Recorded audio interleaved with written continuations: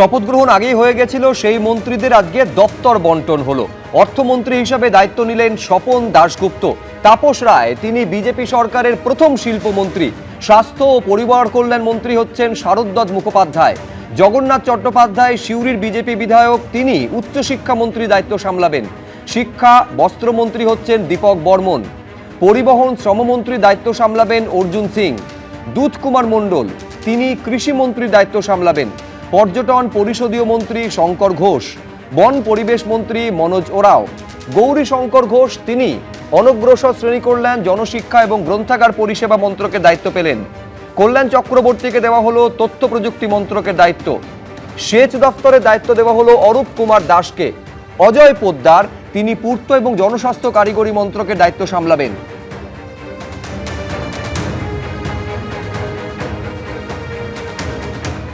রাজ্যে প্রথম বিজেপি সরকার, আর সেই সরকারের শিল্প ও বাণিজ্য মন্ত্রী তাপস রায় আমাদের সঙ্গে রয়েছেন। তাপসদা, একটু আগে আপনার ফোন দেখলাম, প্রথম হচ্ছে শশী পাজা ফোন করেছিলেন। অনেক ফোনই আসছে। হ্যাঁ, প্রাক্তন শিল্পমন্ত্রী হিসাবে উনি ফোন করেছিলেন এবং আমাকে কনগ্র্যাচুলেট করলেন, অভিনন্দন জানালেন। আপনার প্রায়োরিটি কি হবে? কারণ আমাদের রাজ্যের বিরুদ্ধে প্রায়োরিটি হলো নাম্বার 1 টাটাকে ফিরিয়ে আনা।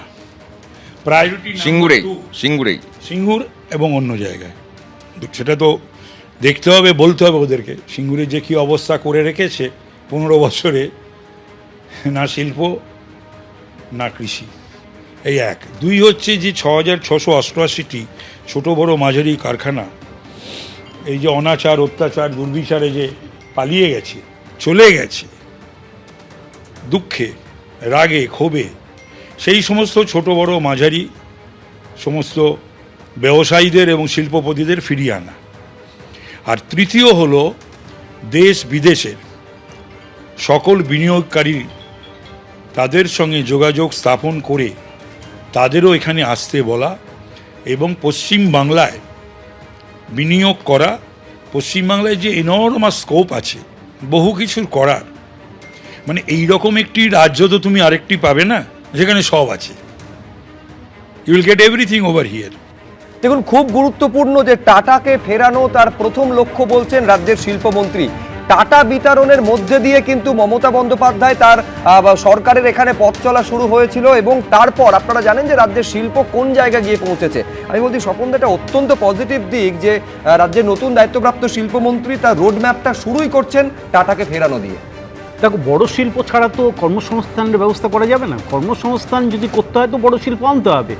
শুধু টাটা কেন, সারা ভারতবর্ষের মধ্যে শিল্পপতিদের প্রতি আস্থা এবং শিল্পপতিদের পশ্চিমবাংলার প্রতি তাদের আস্থা যদি আমরা না ফেরাতে পারি এবং তারা যদি মনে করেন যে আমাদের এখন পশ্চিমবাংলা হচ্ছে শিল্প স্থাপনের অত্যন্ত অনুকূল পরিস্থিতিতে সৃষ্টি করেছে, তো তারা ফিরে আসবেন। এবং শুধু তাই নয়, যদি কয়েকদিন এই 1 মাসের মধ্যে যদি খবর রাখেন যে তারা জমি নেওয়ার জন্য বিভিন্ন সংস্থাকে তারা জমি দেখা শুরু করেছেন এবং অনেক জমি শিল্পের জন্য উপযুক্ত জমির ব্যবস্থা তারা নিজেরাও করছেন, সরকার থেকেও করবেন। সেখানে হাওড়াতে আমুলের ভিত্তিপ্রস্তর স্থাপন হতে চলেছে আগামী 14 তারিখ। এটা শুধু একটা নয়, আরো অনেক শিল্পপতি সারা বিশ্ব থেকে বহু লোক পশ্চিমবাংলার প্রতি তাদের ইন্টারেস্ট দেখিয়েছেন যে এই সময় আমরা পশ্চিমবাংলায় নতুন করে শিল্প স্থাপন করতে আগ্রহী। আর যত শিল্প স্থাপন হবে, যত পুঁজি পশ্চিমবাংলায় আসবে, তত পশ্চিমবাংলার উন্নয়ন হবে, কর্মসংস্থান হবে, ইনফ্রাস্ট্রাকচারের উন্নতি হবে, সবকিছু উন্নতি হবে। আর সেটা করতে গেলে পশ্চিমবাংলার ল অ্যান্ড অর্ডার থেকে শুরু করে সব কিছু ভালো করতে হবে, যেটা মুখ্যমন্ত্রীর লক্ষ্য, যেটা বিজেপির লক্ষ্য। আর সেই লক্ষ্য পূরণে আমরা সমর্থ হব। আমরা কেউ যদি মনে করেন যে 1 মাস 2 মাস বা 6 মাসের মধ্যে আমাদের বিরাট একটা ফল ফলবে, তেমন নয়। আমাদেরকে সুযোগ দিন, প্রয়োজন। আমি বলছি একটা বড় শিল্প ছাড়া একটা রাজ্যের পক্ষে এগিয়ে যাওয়া, উন্নয়নটা কার্যত অসম্ভব। তারপরে বড় শিল্পকে ঘিরেই প্রচুর অনুসারী শিল্পগুলো গড়ে ওঠে। এইটা তো অর্ণবদা প্রশ্ন উঠবে, তাহলে বছরের পর বছর এই যে বিশ্ববঙ্গ বাণিজ্য সম্মেলন তৎকালীন মুখ্যমন্ত্রী মমতা বন্দ্যোপাধ্যায় করে গেছিলেন এবং একটা প্রচুর ইনভেস্টমেন্ট আসছে, তার একটা ফানুস যে তৈরি করেছিলেন, বাস্তবে যে কিছুই হয়নি, তো দিনের আলোর মতন পরিষ্কার। এবং বড় শিল্প নয়, বারবার এমএসএমইর উপর বারে জোর দিয়ে গেছেন তৎকালীন মুখ্যমন্ত্রী। আসলে আচ্ছা, চপ শিল্পের কথা তো আলাদাভাবে উল্লেখ করতে হয়। আপনি যেটা বললেন ঠিক কথাই, যে আসলে 15 বছরে মুখ্য যেখানে ফোকাসটা করা হয়েছিল সেটা হচ্ছে এমএসএমইর উপরই ফোকাসটা বেশি পড়ে গিয়েছিল। বৃহৎ শিল্প আনতে গেলে যে ইনফ্রাস্ট্রাকচার তৈরি করা দরকার বা যে পরিবেশ তৈরি করা দরকার, সেই পরিবেশটা কিন্তু কোনো কারণে সেটা করতে পারা যায়নি। সত্যি কথা, বিজিবিএস হয়েছে প্রত্যেকবার, বিভিন্ন রকম প্রতিশ্রুতি এসছে যে বিভিন্ন, কিন্তু সেই পরিমাণ বিনিয়োগ এখানে আসেনি। তার কারণ হচ্ছে নিশ্চিত যে বিনিয়োগ করার মতো অনুকূল পরিস্থিতি নিশ্চয়ই ছিল না, সেটা তৈরি করা হয়নি। আর কোনো জায়গায় সদিচ্ছা এখানে অবশ্যই থাকবে কি করে? আপনি যদি শিলিগুড়িতে একটা শিল্পের জন্য রাখা জমির ওপরে যদি আপনি মহাকাল মন্দির নির্মাণকে বেশি গুরুত্ব দেন, মন্দির হতে পারে, অসুবিধা নেই, কিন্তু শিল্পের জন্য ডেডিকেটেড একটা জমিতে আপনি মন্দির নির্মাণকে গুরুত্ব দিচ্ছেন, এটা সরকারের কাজ হওয়া উচিত না? পপুলিস্ট পলিটিক্সের একটা ঘরানা, সেই ঘরানাটা 15 বছরে তৈরি হয়েছিল, সেই মডেলটা তো ব্যর্থ হলো, বোঝা গেল যে সেই মডেলটা চলবে না, সেই মডেলটা দিয়ে এগোনো সম্ভব নয়। সমস্ত রকমের অংশের মানুষকে সঙ্গে নিয়ে এগোতে হবে, সেটা যেমন সত্যি, আবার একই সঙ্গে বৃহৎ পুঁজিকেও নিয়ে আসতে হবে। তার কারণ বৃহৎ পুঁজি যদি না আসে তাহলে তো রাজ্যের রেভিনিউ বাড়বে না, রাজ্যের রেভিনিউ না বাড়লে সরকার সেই যে টাকাটা পাবে সেই টাকাটা আবার অন্য খাতে খরচা করবে। এই যে গোটা ভারতবর্ষের মধ্যে পশ্চিমবঙ্গের সরকারি কর্মচারী শিক্ষকেরা সবচেয়ে কম গিয়ে পান, তো তার একটা বড় কারণ তো এই যে রেভিনিউ নেই এখানে সরকারের তো আয়টাও কম। তো সেই আয়টা যে কম এবং তার দৃষ্টিভঙ্গিটাও সেরকম নয় যে সে একটা সচ্ছল মধ্যবিত্ত শ্রেণী তৈরি হয়ে উঠুক। সচ্ছল মধ্যবিত্ত শ্রেণী যদি তৈরি হয়ে ওঠে, আমাদের ছেলেমেয়েরা যদি এখানেই চাকরি পায়, তাহলে তো পরিস্থিতিটা পাল্টাবে। আমি বলছি শিল্পপতিরা যে বিনিয়োগ করবেন তার জন্য পরিবেশ কি আদৌ ছিল? আমি শুধু মনে করিয়ে দেবো দর্শকদের, তারপর অরিন্দম আচার্যর কাছে যাব, যে গত কয়েক মাস আগে ভোটের ঘোষণার আগে এই উত্তরবঙ্গে টাটাদেরই কারখানা টাটা মোটরসের ভাঙচুর করে দেওয়া হয়েছিল, এবং তখন ওই টাটা মোটরসের ওই যে শোরুম যিনি চালাতেন তার কর্ণধার বলছেন, বারে বারে আমি খোদ মুখ্যমন্ত্রীর কাছে অভিযোগ জানিয়ে পর্যন্ত কোনো সুরাহা পাইনি। 2 নম্বর একটা উদাহরণ দিই অরিন্দমদার কাছে, সেটা হচ্ছে যখন ইনফোসিসের দ্বিতীয় ক্যাম্পাসের উদ্বোধন হলো, সেখানে যাতে তোলাবাজি না করা হয় তার জন্য কাকে দায়িত্ব দিয়েছিলেন? শওকত মোল্লাকে দায়িত্ব দিয়েছিলেন। বারে বারে বলেছি যে ওই মাছ পাহারার দায়িত্ব যদি বেড়ালকে দেওয়া হয় তাহলে কোন শিল্পপতি এখানে বিনিয়োগ করার উৎসাহ দেখাবে? 2011 সাল থেকে 2025 সাল পর্যন্ত পশ্চিমবঙ্গের শিল্প মেলা হয়েছিল 7টা। আপনি দেখে নিন, একেবারে জিরো। বড় বড় অ্যানাউন্সমেন্ট হয়েছে কোটি কোটি টাকা। আজকে অর্ণবদা বললেন আমাদের এখানে আয় নেই, তো খরচ এত কি করে হলো? কোটি কোটি টাকা খরচ করছে কোন খাতে আপনারা শুধু দেখুন। এবার আপনাকে বলি, প্রথম আমি শুধু একটু অ্যাড করি, গতকাল সব্যসাচী দত্ত গ্রেফতার হয়েছেন। মূল অভিযোগটা কি? একজন ব্যবসায়ীর কাছে 1 কোটি টাকা তোলা আদায় করেছেন তিনি। একটা ব্যবসায়ীর কাছে যদি এরকম তোলাবাজি হয়, শিল্পপতিরা কোন ভরসায় আসবেন এখানে? শুনুন, উনি পুরো সিন্ডিকেটের আচ্ছা, সিন্ডিকেটের মাথা উনি। স্বপনবাবু, আপনি যেটা বললেন যে এই পরিবেশটার জন্য প্রথম যেটা সিন্ডিকেট রাজ এবং তোলাবাজ যেভাবে নাকি হয়েছে, আজকে আরাবুল বড় বড় কথা বলছে। এই আরাবুল কেন অ্যারেস্ট হলো আপনি খালি দেখুন, কেন Arabul was arrested at that time, কোন ফ্যাক্টরি থেকে টাকা চাইতে গিয়ে ওখান থেকে অ্যারেস্ট হয়েছে। এবার আপনাদের বলি, প্রথম কথা হচ্ছে আমাদের খুব ভালো লেগেছে যে আজকে আমরা ভারতবাসী হিসাবে গর্বিত। আমাদের ভারতের প্রধানমন্ত্রী আজকে রেকর্ড করেছে কি 4399 দিন। কেন আজকে কথাটা বলছি? সারা বিশ্ব নেতারা আজকে ফুল পাঠাচ্ছে, শুভেচ্ছা পাঠাচ্ছে। আমার পশ্চিমবঙ্গ সরকার, আপনি ইন্ডাস্ট্রি নিয়ে বলছেন, আজকে স্পেনে গিয়ে আজকে সৌরভ গাঙ্গুলিকে দিয়ে অ্যানাউন্সমেন্ট করেছে, উনি কি শিল্পপতি? এবার আজকে কেন বলছি 15 বছরে 5375 দিন স্পষ্ট হয়ে আপনি বলুন আমার পশ্চিমবঙ্গের অধিবাসী বৃন্দ আজকে কি পেয়েছে? একেবারে এই প্রাপ্তির ভাড়াটা কার্যত নামতে নামতে শূন্যতে এসেছে। আমি সেই জন্য বলছিলাম, নিঃসন্দেহে বিজেপি সরকারের কাছে চ্যালেঞ্জ শূন্য থেকে সেটাকে পূর্ণতায় নিয়ে যাওয়া। আমি শিল্পের ক্ষেত্রে সম্ভাবনার কথা শিল্পমন্ত্রী কি বলছেন আপনাদের দেখালাম। এবার শিক্ষার ক্ষেত্রে, শিক্ষার সঙ্গে দুর্নীতি তো ওতপ্রোতভাবে জড়িয়ে গেছিল, সেখান থেকে স্বচ্ছ নিয়োগের ওপর বেশি জোর দেওয়া হবে বলছেন রাজ্যের নতুন দায়িত্বপ্রাপ্ত উচ্চশিক্ষামন্ত্রী। কি বলেছেন দেখুন। গত 5 দশক ধরে যে এই প্রক্রিয়া এবং গত 15 বছর ধরে যা অত্যন্তভাবে বেড়ে গেছে, এবং এমন কোন একটি ক্ষেত্র নেই যে ক্ষেত্রে আপনি বলতে পারেন যে শিক্ষা ক্ষেত্রের এই অংশটি ভালো। বাম জামানার মধ্য মেধার চাষ থেকে তৃণমূল জমানার মেধাহীনতার দিকে যে শিক্ষা এগিয়ে গেছে তার উদাহরণ হচ্ছে কলেজে বেডরুম পাওয়া। কলেজে লাইব্রেরির বদলে, কম্পিউটার ল্যাবের বদলে আপনারা বেডরুম দেখাচ্ছেন। এই ব্যবস্থার বদলের জন্যই মানুষ ভারতীয় জনতা পার্টিকে ভোট দিয়েছে। এই স্টুডিওতে এসে বারে বারে প্রদীপদা কিভাবে শিক্ষায় দুর্নীতি কার্যত বাসা বেঁধেছে, একেবারে ঘুঘুর বাসা তৈরি হয়েছে, যার জন্য 26,000 চাকরি চলে গিয়েছে, শিক্ষকদের একেবারে লাথি পর্যন্ত খেতে হয়েছে, প্রশাসনের এই ছবি দেখা গিয়েছে। আজকে যখন রাজ্যের নতুন দায়িত্বপ্রাপ্ত উচ্চশিক্ষামন্ত্রী একেবারে স্বচ্ছতার উপরে জোর দিচ্ছেন, মানে এটা অধ্যাপক হিসেবে কতটা আপনাকে নিশ্চিন্ত করছে?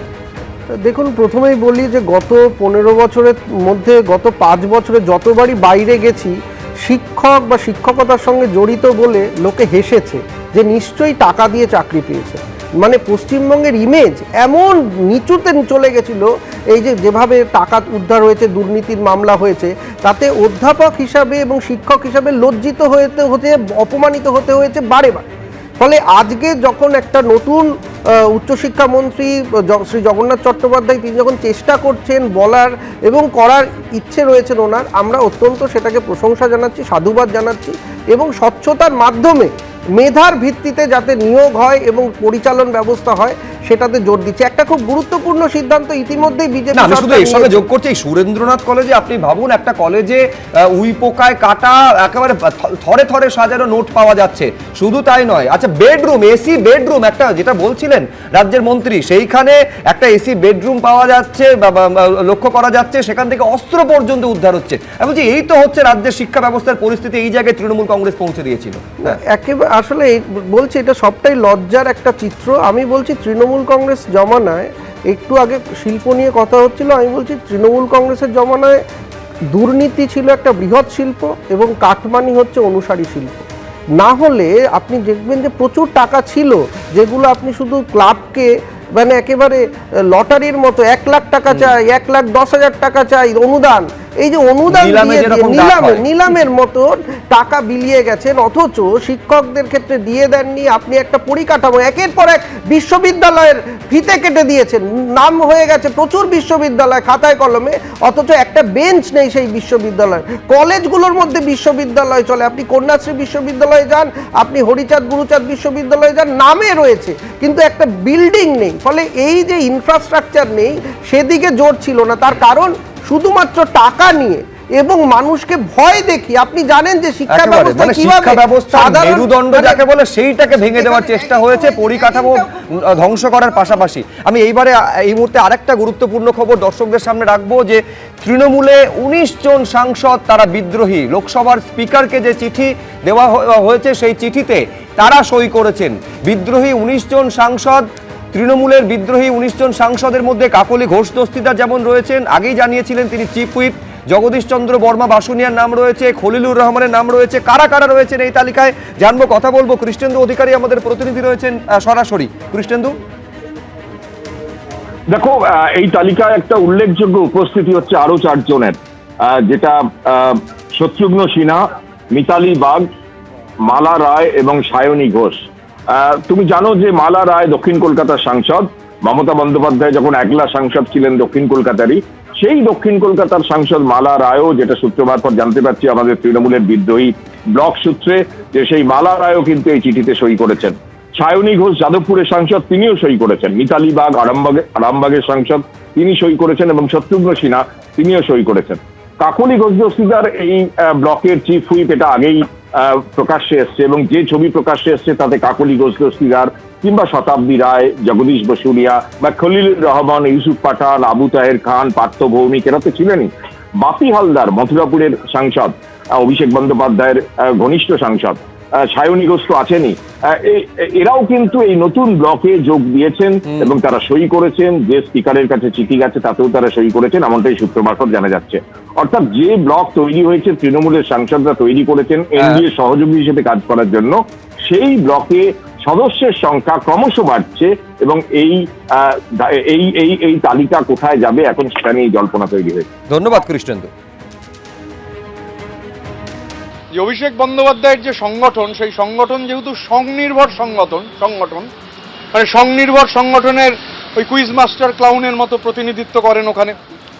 তো এই যে স্বনির্ভর সংগঠন, সং আছে কিন্তু গঠন নেই, তার ফল আউট হচ্ছে এই মালা রায়, সায়নী ঘোষ। এমনই অবস্থা, সংটার আরো বৃদ্ধি হয়েছে বোঝা যাচ্ছে। সেই সং বৃদ্ধি হওয়ার ফলে আর গঠন আরো বিলীন হয়ে যাওয়ায়, গঠন তো নেই আর, এখন পাওয়া যাচ্ছে না কোনো কিছু। তার ফলাফল হচ্ছে যাকে আপনি মহিলার সভানেত্রী করছেন, কদিন হয়েছে, মানে হাতে গুনে বলে দেওয়া যাবে কদিন। যাকে যুবর সভানেত্রী করেছেন, তারা আজকে যা চলছে তাতে অধিকাংশ যারা সাংসদ তারা যে সিদ্ধান্ত নিয়েছেন সেই সিদ্ধান্তকে সমর্থন জানিয়ে তাদের মতামত জানিয়ে দিয়েছেন যেখানে জানাবার।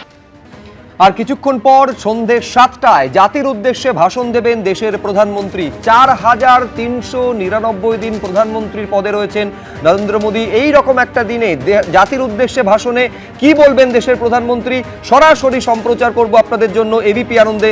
আপনাদের চোখ থাকবে ঠিক সন্ধে 7টায়।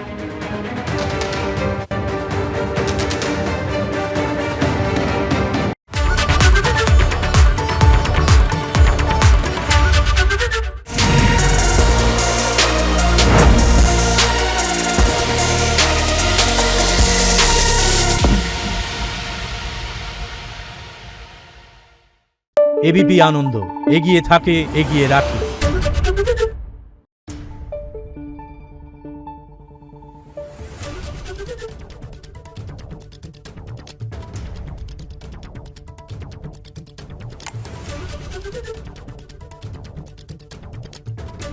Thank you.